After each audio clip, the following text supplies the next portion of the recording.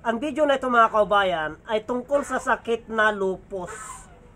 Yung lupus po mga kaubayan, yung ating mga kaubayan na nagtatanong sa akin tungkol sa may pinalabas ko na halamang gamot tungkol sa sakit na lupus. Ito na po ang kabuuan nito mga kaubayan. Kaya yung mga nagtatanong sa akin ng Alaska tungkol sa sakit ng lupus, makinig po kayo mga kaubayan, yung mga baser.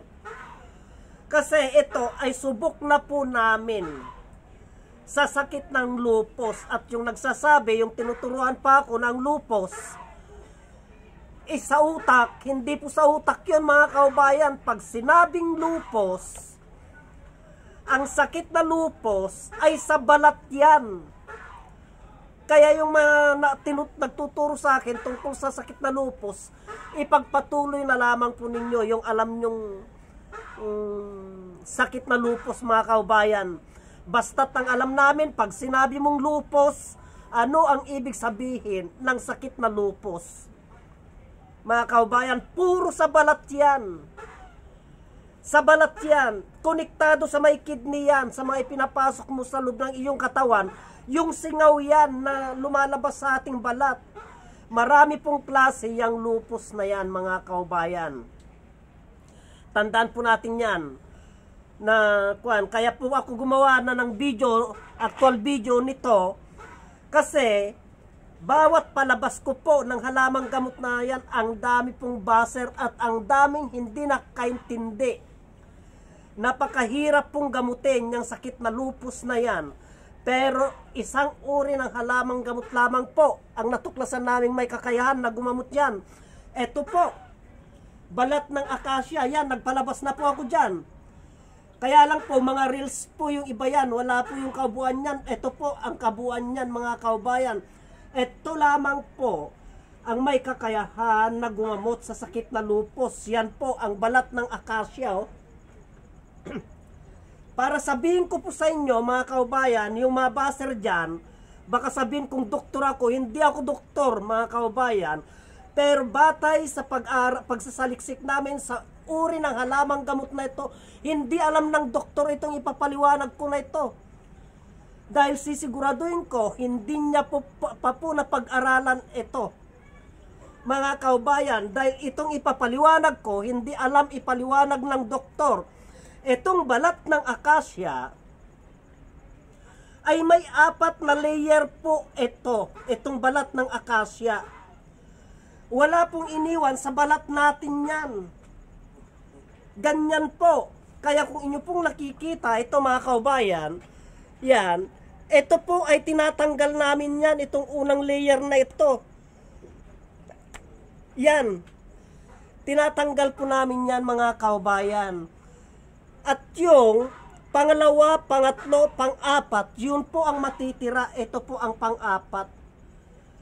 Parang lamad po, mga kababayan.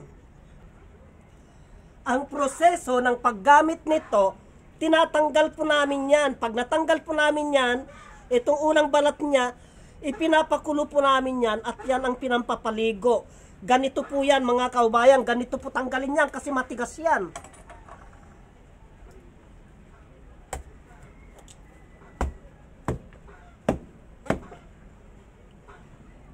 Ito, nahati ko na po mga kaubayan, no? Ngayon, tatanggalin ko naman po ito.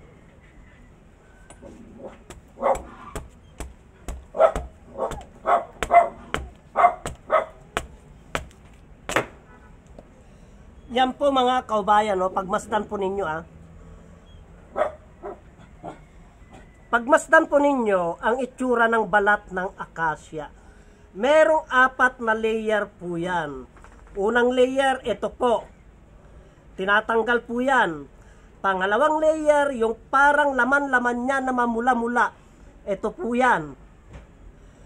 Pangatlong layer, yung mamuti-muti po yan.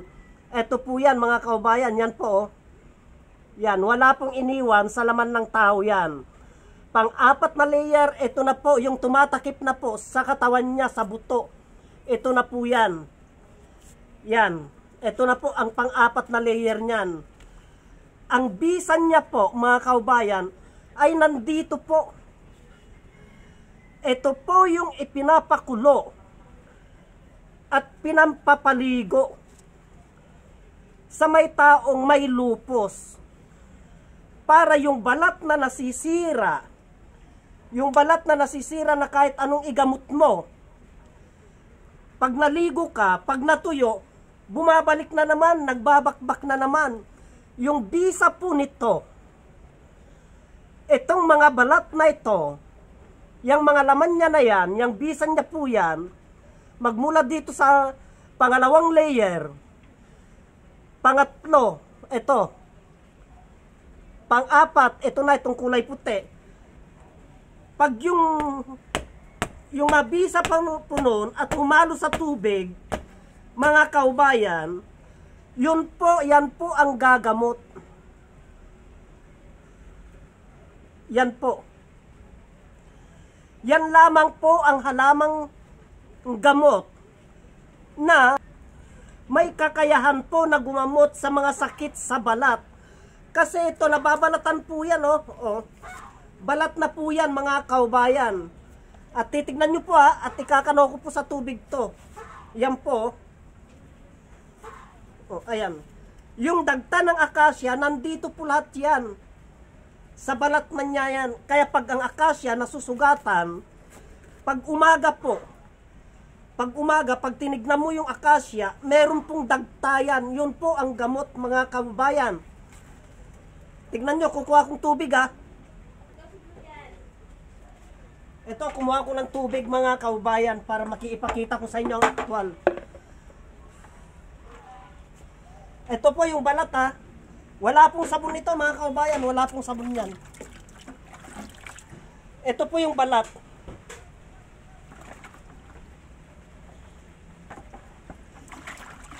Pag ikinuskus mo ng ikinuskus dyan, o kaya pinakuluan mo,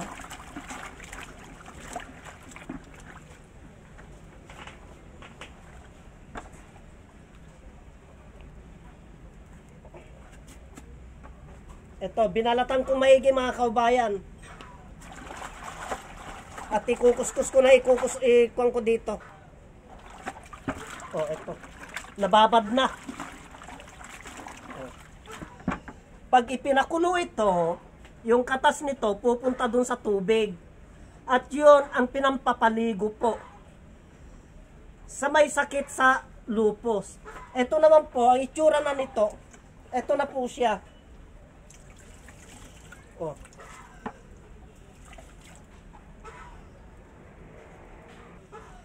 Kapag ipinampapaligo mo po, sa kamay mong ganyan yan, mararamdaman mo po, para po siyang nagkukuan, mga kaubayan, no? Iba yung pakiramdam niya. Oh. Oh. Lalong-lalo na po siguro kung ito ay ipinakulo mo. Dahil kung may mga diferensya yung mga balat, kung nasira yung unang balat, pangalawang balat natin, sa pamamagitan ng bisa nito, yung katas nito na nakukuha sa balat ng akasya, mga kaubayan, ay gagamutin niya po yan. Gagamutin niya po yan, oh. O, nararamdaman mo parang kumakapit po siya. Oh. Oh. Hindi po nakakasira sa balat ito. Kasi, pinanggagamot po namin talaga ito sa pinanggagamot namin ito, mga kaubayan, sa mga karamdaman sa balat. Mapasugat man yan, nagnanaknak man yan, nagpapalit man yan na parang ahas, nagbabalat man yan. Ito po ang ginagamit namin, oh.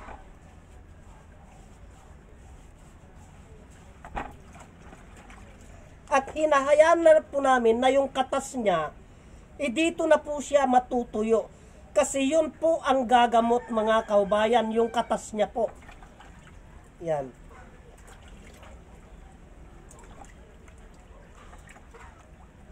Kasi hanggat ina-apply mo na ganyan, mararamdaman mo, yung katulad nito, wala pang nalalagyan, no? Iba yung lagkit niya. Iba po, mga kaubayan. Pero pag yung may kwan na po siya, iba na po. Oh.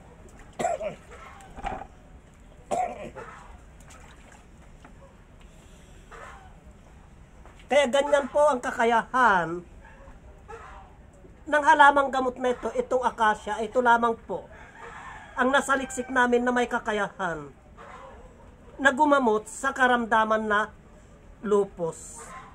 Sana po ipakishare naman ang videos na ito mga kaubayan para malaman po ng iba ang kalagahan ng akasya. Marami pong salamat.